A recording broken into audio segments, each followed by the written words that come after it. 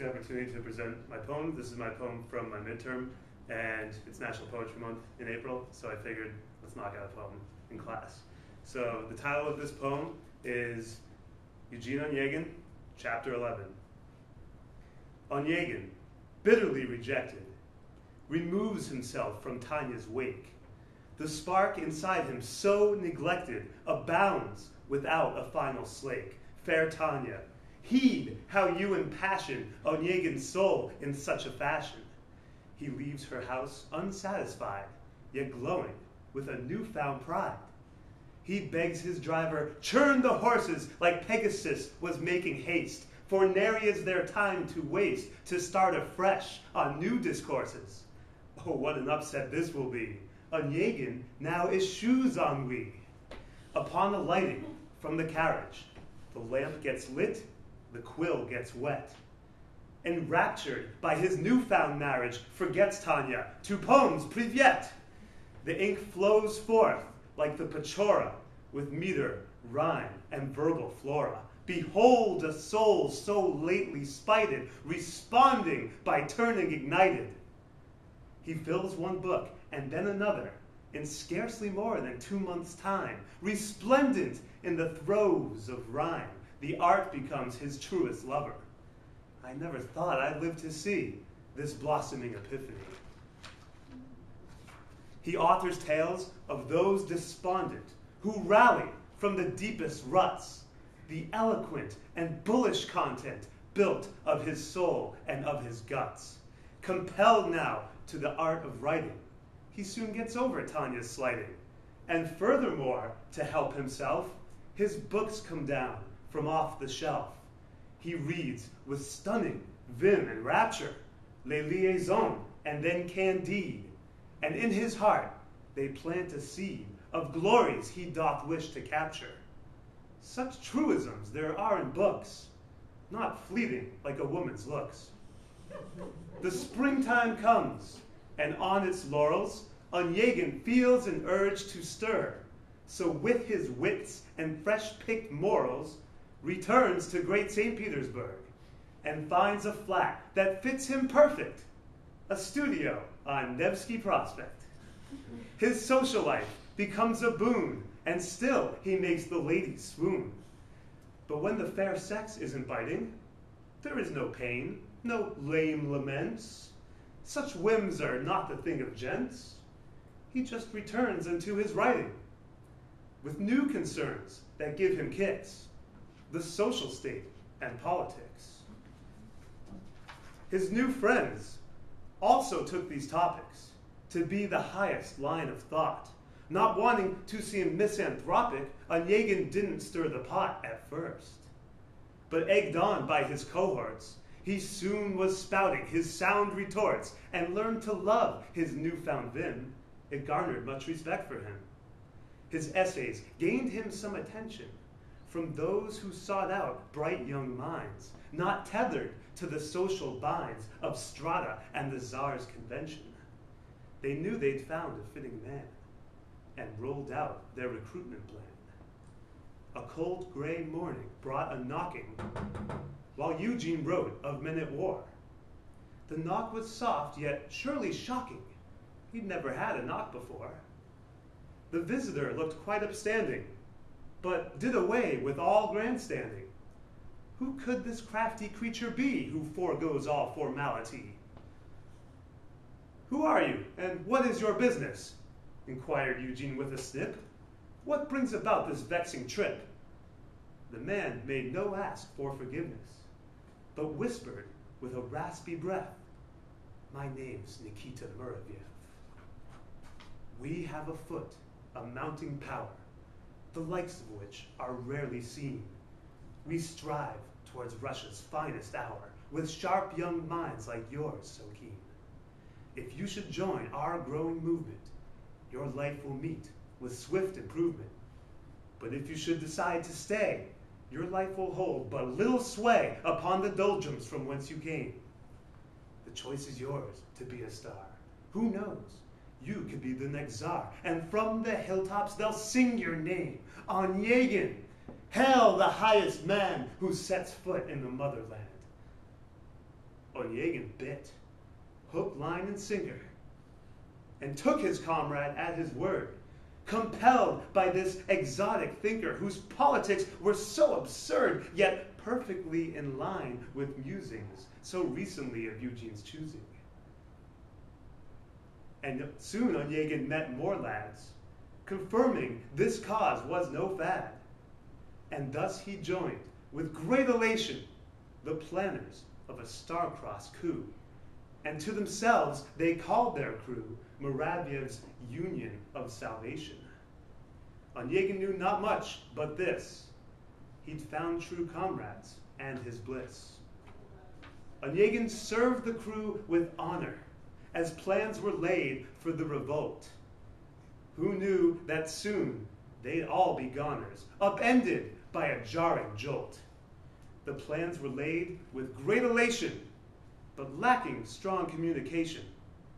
Yet march they did, without a care, upon the sacred central square. And down they dropped, until, retreating, they hastened back from whence they came, their efforts all cut down in vain, as Nicholas dished out their beating. And those that lived were racked with dread, that those more fortunate were dead. Onegin lived to tell the story, but dashed forever was his smile. He'd seen his friends go down in glory, and now he faced his own exile, to waste away in languid stupor for serving as a righteous trooper. Oh, woe is this eternal dusk that Eugene now finds in Irkutsk. The pallid earth, the woeful weather, the torturous throes of serfdom come, and neighbors always seeming glum, all serve to stifle Eugene's feather. His writing stops. He never reads. He only tends to basic needs. In this sad fashion, Eugene wallows until a decade disappears. His heart goes cold, his passion hollows. He heeds no elder nor his peers. His will to live begins unwinding and mental faculties declining. Thoughts of self-destruction spread like winter's snow inside his head. He lives each day as if bereaving the future death that is his own, descending, languishing alone, and contemplating early leaving. The threads that bind him coming loose, now slowly looping like a noose. The torment of a decade spoiled sends Eugene spiraling towards doom. With all resurgence fully foiled, he stands no chance against his gloom. The fallacy of being idle now makes our hero suicidal. Sometimes at night he wakes and screams from ominous, portending dreams. Hallucinations, bubbling, swelling, wake Eugene with a sudden start. And one such dream I must impart upon you, for it warrants telling. And mark, my friends, you shan't ignore. It's like a dream we've seen before. A house beside a field lane fallow occludes Onegin's cheerful stride. The house seems odd, but in his callow approach he makes his way inside. And there he finds 5 women lost in a most peculiar game of Boston. Medusa deals from left to right and catches Eugene in her sight. Then, further muddling the saga, Aristo plays a joker card, then Sycorax tells a canard, and next to her is Baba Yaga. Who on this earth stands chance to tame the evil that plays in this game? The answer lies within the player, whose turn so Eugene cannot see. She seems the most adroit surveyor of her opponent's strategy, and plays her cards while hardly balking, until she hears Onegin's walking. She takes her time, conserves her ace, then turns so Eugene sees her face. And there he sees the flawless fauna, the beauty he loved long ago, the face he'll surely always know, the majesty of his Tatiana. And with her comes the pain she wrought upon his soul with careful thought. He moves to start a conversation, unsure of what else he should do. But then, to his abomination, a centaur comes to join the crew. Onegin's instincts want to doubt him, but sense a deja vu about him. Tatiana makes the first address. Eugene, you've met my husband, yes? I have. Splendid. He's my proper fop. Of wealth and stature, he's a fount. He's just quite difficult to mount. Would you help a lady get on top? He puts his hands upon her waist and wakes with sweat upon his face. Enough! I cannot reconcile another week amongst this pain. I'm terminating my exile and going back to her again for one last shot at being lovers. Why not? I bear no better druthers. And if our ceiling is his friends, a different shot shall be my end. Such were his thoughts, and though quixotic, they had a high chance for success. For unknown amongst his distress were circumstances less erotic. His Tanya, widowed quite of late, now wondered about Eugene's fate. Onegin thus commences packing with just enough to get him there, a journey sure to be nerve-wracking with its result up in the air. And 4 months, with not one day often, a carriage shaped much like a coffin. For days he cannot feel his toes, as winter brings its fiercest blows. But at his goal there sits awaiting a woman built of class and couth, and just as she did in her youth, she's at her window contemplating how life might be so very keen if she could spend it with Eugene. Then one day, in her listless gazing, a carriage stops upon her road. Already this was quite amazing. Long had it been since one had showed themselves upon her far-flung dwelling, and fast her interest started swelling. For in her heart she had a sense that something wonderful laid hence. Of course, her instincts were unerring, for in that vessel sat her man, who brooded, unsure of his plan, as sudden fears began deterring his will to step out of his door and torture Tanya's soul once more. What kind of man goes on harassing a dandy with no cause to flirt? I know, after a decade's passing, that all I bring to her is hurt. What was this lapse of my volition that caused me to pursue this mission? Mused Eugene, in fallacious fuss, while feeling pusillanimous.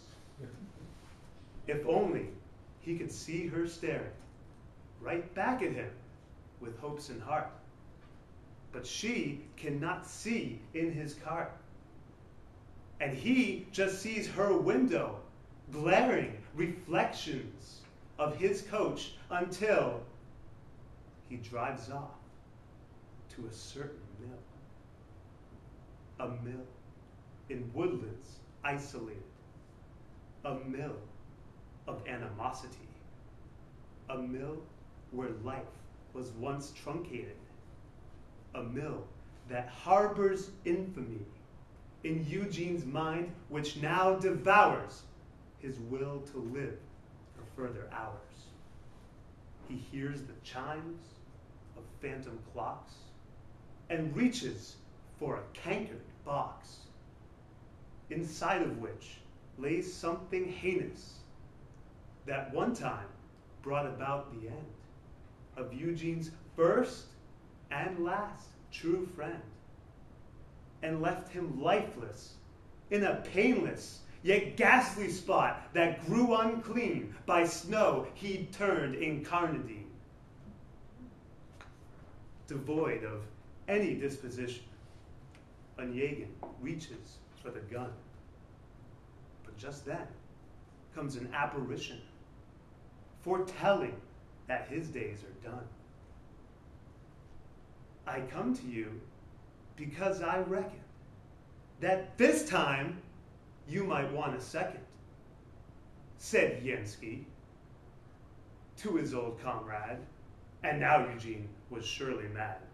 So without further fuss or goading, he hastens to pull back the cock, while bong, bong, knell the phantom clocks, and Lensky aids him with the loading. Pray, let me help you with this chore. I've seen this barrel once before. Oh, what could be more foul, more cruel, more misguided, and plainly wrong than witnessing the solo duel that constitutes our friend's swan song. The hand that holds the gun is raising as Lensky dishes out his praising. The barrel presses to the ear, and nobody is there to hear. The shot that sends Onegin falling upon his knees and then his back, as all his nothings fade to black and usher in his final calling, while Tanya, lovely as a queen, waits at her window for Eugene.